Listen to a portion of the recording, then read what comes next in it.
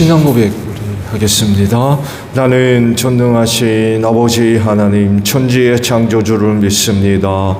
나는 그의 유일하신 아들 우리 주 예수 그리스도를 믿습니다. 그는 성령으로 잉태되어 동정녀 마리아에게서 나시고 본디오 빌라도에게 고난을 받아 십자가에 못 박혀 죽으시고 장사된 지 사흘 만에 죽은 자 가운데서 다시 살아나셨으며 하늘에 오르시어 전능하신 아버지 하나님 우편에 앉아 계시다가 거기로부터 살아있는 자와 죽은 자를 심판하러 오십니다. 나는 성령을 믿으며 거룩한 공교회와 성도의 교제와 죄를 용서받는 것과 몸의 부활과 영생을 믿습니다. 아멘. 179장 우리 부르시고 말씀을 봅니다.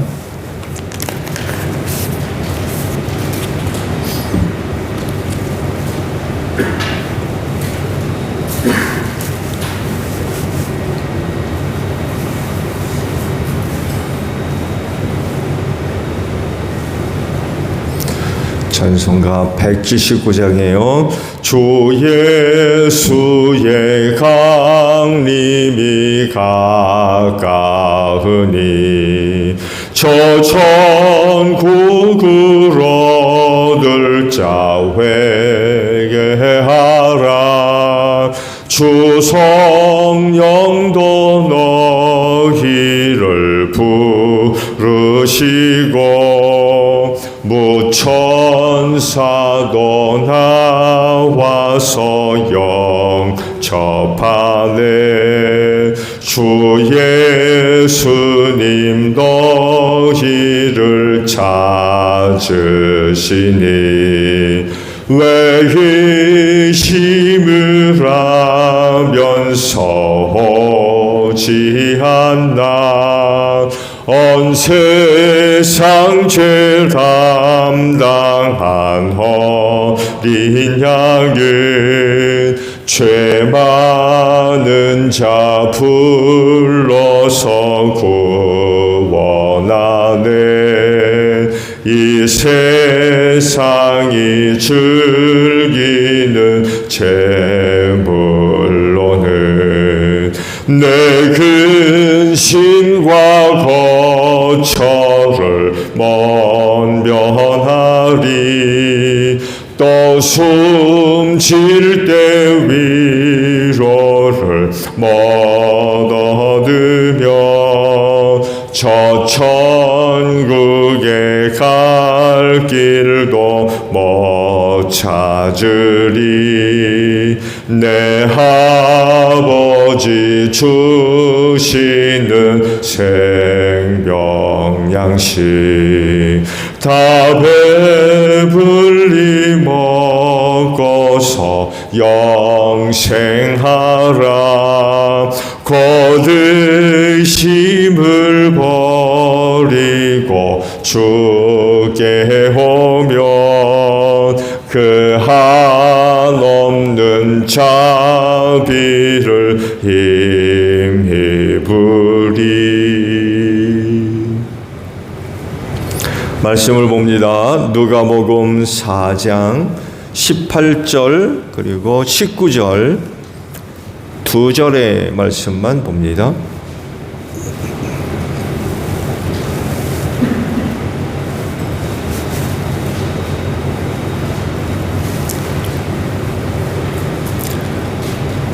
누가복음 4장 18절 19절 두 절 되니까 저와 같이 합독을 합니다. 시작.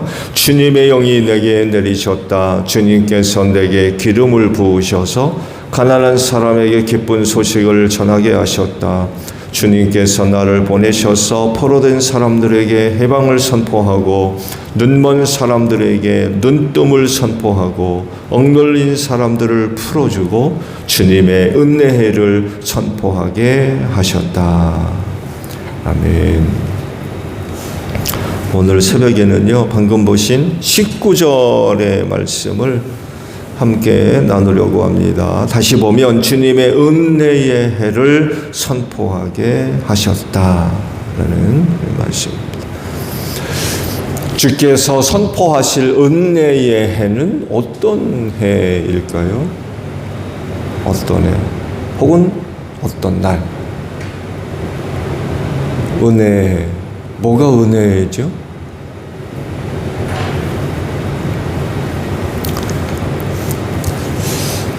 하나님께서 왜 이 세상에 오셨을까요? 사람의 몸을 입으시고 독생하신 아들로 이 세상에 나타나셨는데 왜 오셨을까요? 지금 수요 기도회 때마다 예수님이 이 세상에 오신 이유 몇 가지에 관하여서 이제 말씀을 드리고 있어요. 이제 뭐 기독론의 이 마지막 이제 부분이고 다음에는 이제 성령론에 관해서 말씀을 이제 준비하고 있는데 하나님께서 그렇게까지 하시면서 이 세상에 나타나신 목적 혹은 이유가 뭘까요?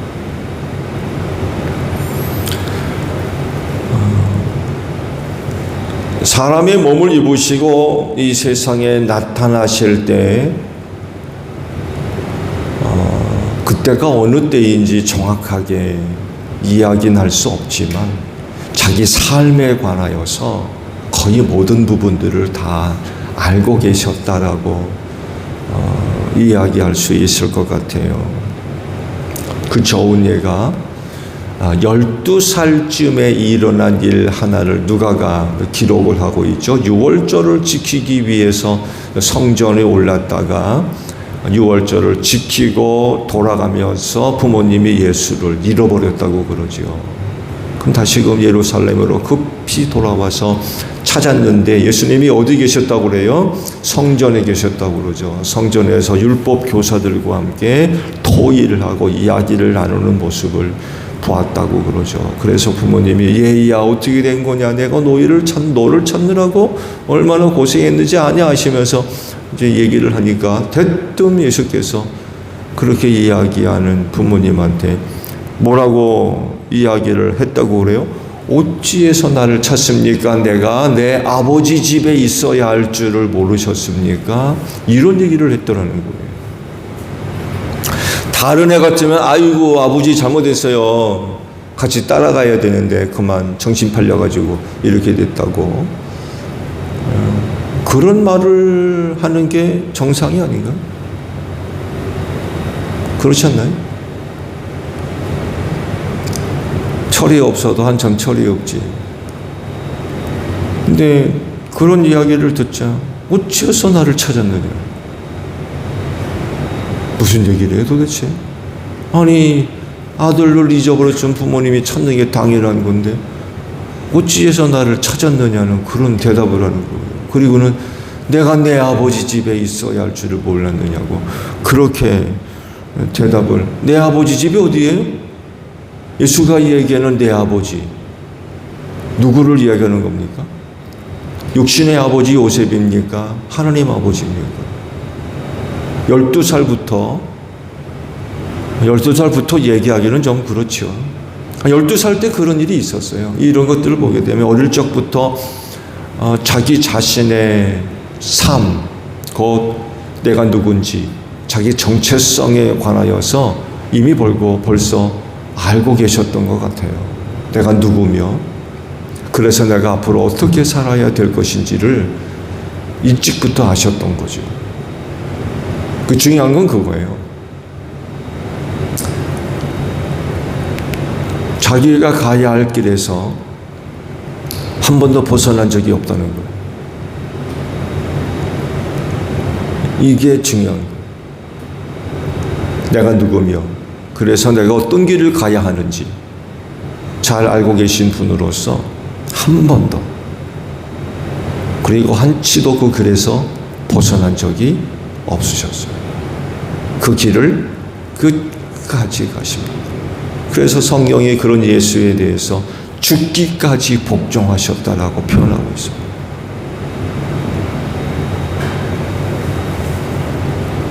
오늘 새벽에 주신 그 말씀들은 예수님이 어떤 삶을 살아야 하는지 이제 기록을 하고 있는, 밝히고 있는 그런 말씀들이라 할 수 있죠.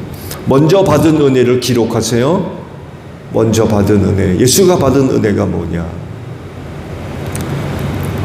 성령이 함께 하시고 기름을 부음 받았다 라고 말씀을 하세요.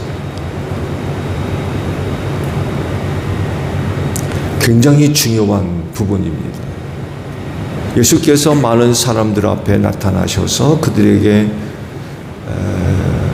하늘나라에 관한 복음을 전해주시고 또 많은 사람들을 치료하시고 고치시는 이런 일들을 왜 하게 됐느냐라고 했을 때 그 답이 바로 이 말씀이에요. 성령이 계시고 성령이 함께 계시고 뭘 받았다고요? 기름 부음을 받았다는 거예요. 그래서 내가 그 일을 하고 있다는 거예요. 성경에서 성령이 함께하고 기름 부음 받았다라고 하는 일은 굉장히 중요한 일이죠. 아시듯이 성경에 이런 은혜를 받은 사람들 극소수의 사람들이었어요. 여러분 성경을 보셨듯이 성경에서 이런 은혜를 받은 사람들이 누굽니까? 대표적으로 제사장, 예언자, 그리고 왕입니다.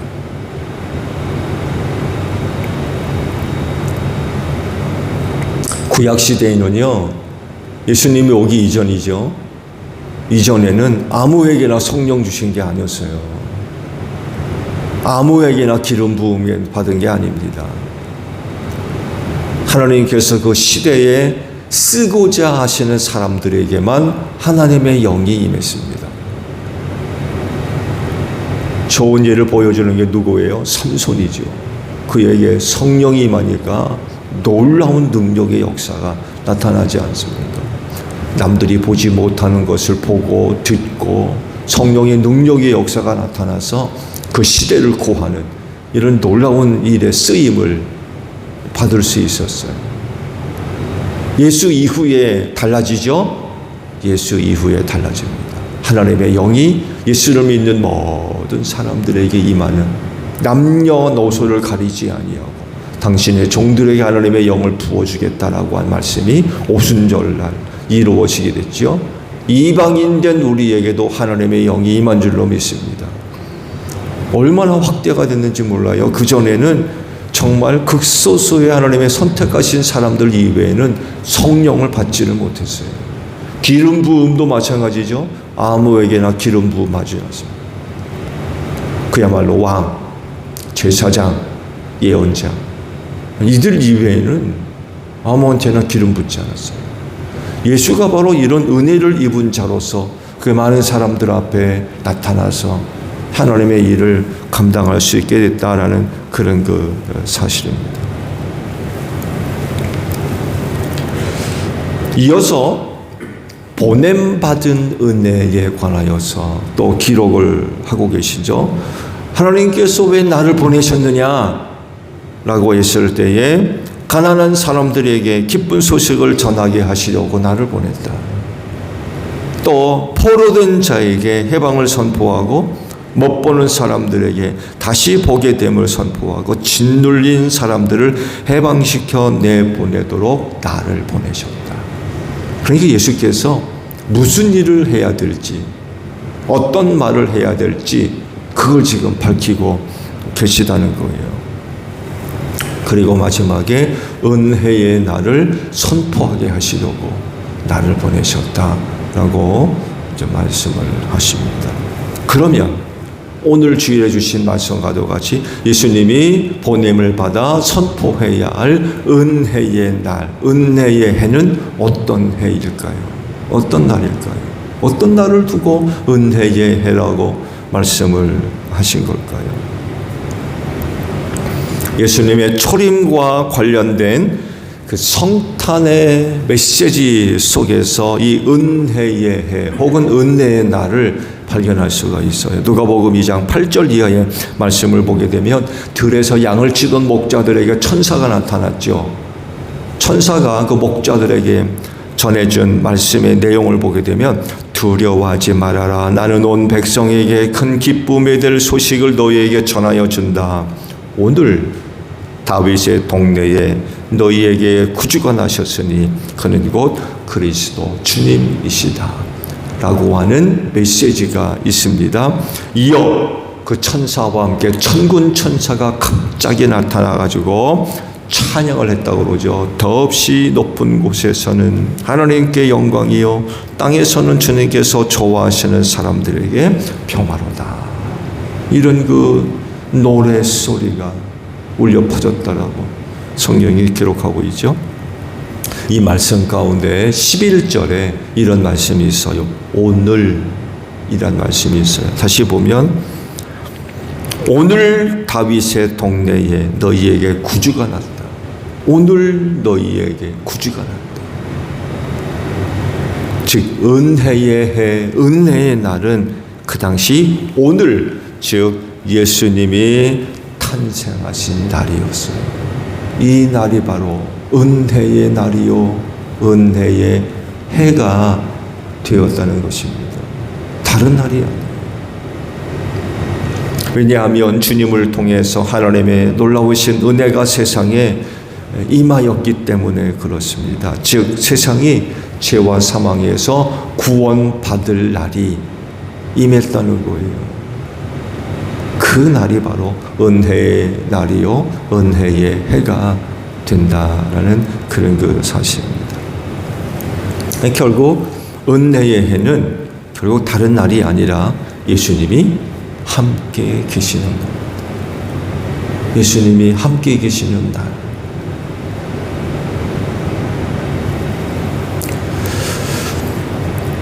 그렇다고 하면 초림이 일어난 그 당시 모든 날들이 은혜의 날이었다라고 해도 과장되지 않습니다. 예수님이 함께 하시는 날, 그 날이 그 시대의 사람들에게 은혜의 날이 된다는 거죠. 그런데 어떤 사람들은 그 은혜의 날을 망쳤죠. 왜? 예수를 싫어해요. 예수 반대하고, 예수 미워하고, 예수 핍박하고, 심지어는 예수를 죽이는. 그래서 어떤 사람들은 그 은혜의 날을 스스로 버리는, 망쳐버리는, 거절하는 이런 그 모습들을 보여주게 됐죠. 그렇지만 어떤 사람들은 그 예수를 믿고 영접함으로 말미암아 그분이 살아있는 동안 모든 날들이 그들에게 은혜의 날이 된 줄로 믿습니다. 그 은혜의 날은 다른 날이 아니에요. 주님과 함께하는 날, 주님이 계시는 그 해, 그 시간, 그 날, 그 장소가 곧 은혜라는 사실입니다. 여러분들이 바로 날마다 그 은혜의 날을 누리고 계시는 줄로 믿습니다. 예수 믿는 믿음들을 갖고 계셔도 여러분 안에 누가 계세요? 하나님의 영이 성전 삼아 내 주에 계시기 때문에 우리는 날마다 그 날이 은혜의 날이요, 은혜의 해가 되는 줄로 믿습니다. 누가복음 10장 23절 24절에 있는 말씀을 보게 되면 제자들에게 이런 말씀을 하세요. 예수께서 제자들에게 돌아서서 따로 말씀하셨다. 너희가 보고 있는 것을 보는 눈은 복이 있다. 내가 너희에게 말한다. 많은 예언자와 왕이 너희가 지금 보고 있는 것을 보고자 하였으나 보지 못하였고 너희가 지금 듣고 있는 것을 듣고자 하였으나 듣지 못하였다. 곧 예수께서 오셔서 행하시는 그 모든 것들을 보고 예수께서 하셨던 모든 말씀을 듣는 것, 그게 복되다는 것입니다. 너희의 예언자, 너희의 조상들은 이것을 그렇게 보려고 했고 이것을 그렇게 들으려고 했는데 못 보고 못 들었다는 거예요. 근데 이제 너희는 나를 통해서 그것을 보고 그것을 듣게 됐다는 거죠. 이건 뭘 얘기하느냐? 은혜의 날, 은혜에는 예수님이 함께 계시는 그것이 곧 은혜의 날이라는 거예요.